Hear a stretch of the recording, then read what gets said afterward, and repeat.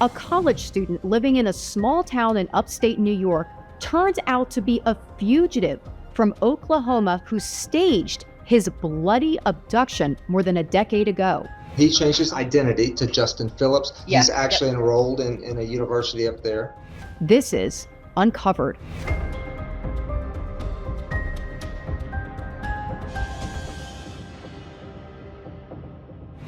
This is Anthony Lennon. Well, people may know him as Justin Phillips, but according to police, that's not his real name. It's an alias he developed to hide from police for the last 13 years. He was wanted for having violent child porn.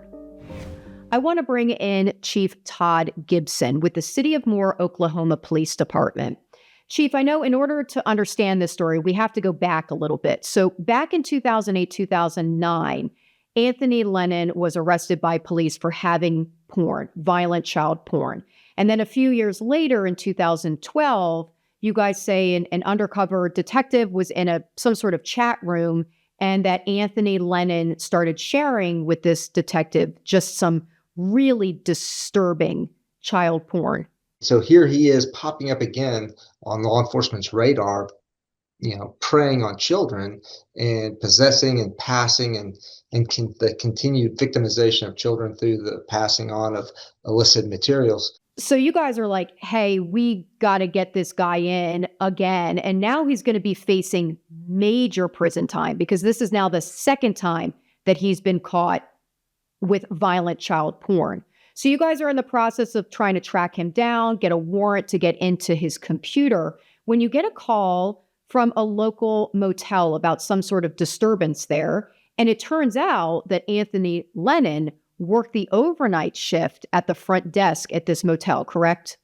We get called to a robbery, potential kidnapping from the Super 8 motel manager. So the owner / manager shows up the next day or early that morning and notices that it looks like somebody has robbed and gone through and rifled through the files, and his food is sitting uneaten out on the counter as if he were startled or somehow interrupted in maybe a meal. And then there is blood out on the walkway next to the stairs. There's bloody footprints, and his name badge is left at the scene. Lennon's badge. Conveniently just perfectly name up with a little bit of blood on it. And so originally, when the patrol officers respond, they think they're dealing with maybe some sort of violent abduction / robbery gone wrong, something like that. And so they start their normal investigative processes. So the detectives get on scene and they start looking at the crime scene. So, of course, you guys ask the manager who was working last night, and they say Anthony Lennon. The detectives, when they hear from the manager, they hear his name, they're like, hey, we want this guy. And so immediately they're like, no, it doesn't look right. And now we know exactly who that guy is. We think something's up here. Well, turns out we send the blood off to OSBI Crime Lab. They confirm that, yeah, that's actually his blood. So you guys think that Lennon fled to Arizona, then Colorado, and then upstate New York. Why New York? Well, come to find out, he has some family up around New York. And he changed his name. He changed his identity to Justin Phillips. And we have a couple of different aliases, but the primary name was Justin Phillips. And he's an engineering science PhD student living in a town in Canton, New York. That's really close to the Canadian border.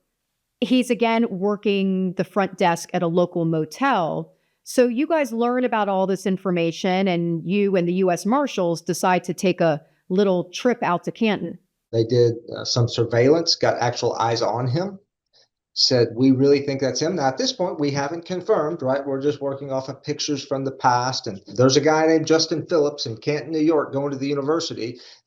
Our job is to verify who he is so that we can bring him to justice.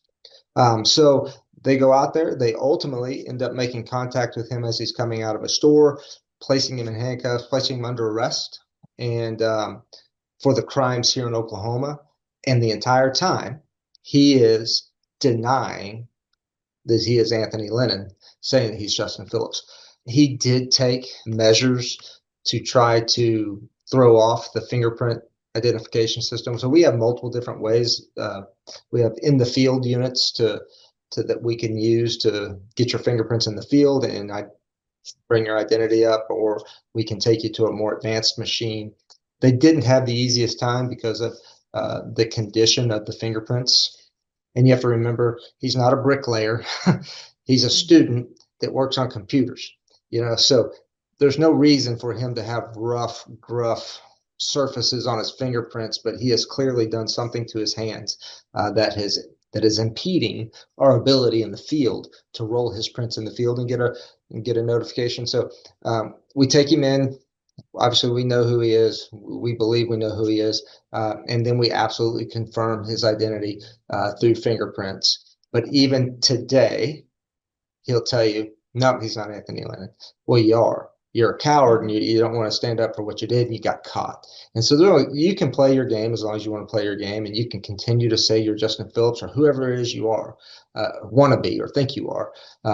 But the bottom line is you are a person that committed crimes in Oklahoma against children that were appalling, and you're going to stand in front of the courts for that. So for 13 years, you guys never gave up on this case.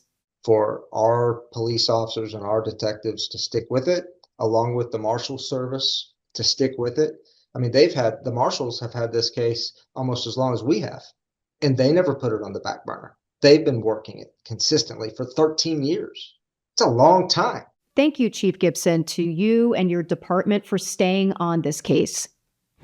As an investigative journalist who constantly holds police departments accountable for how they handle their investigations, I want to commend the City of Moore, Oklahoma Police Department, the U.S. Marshals, and any other law enforcement involved in this case. They kept on this case for 13 years. Unfortunately, I cover many police departments that drop the ball in investigations.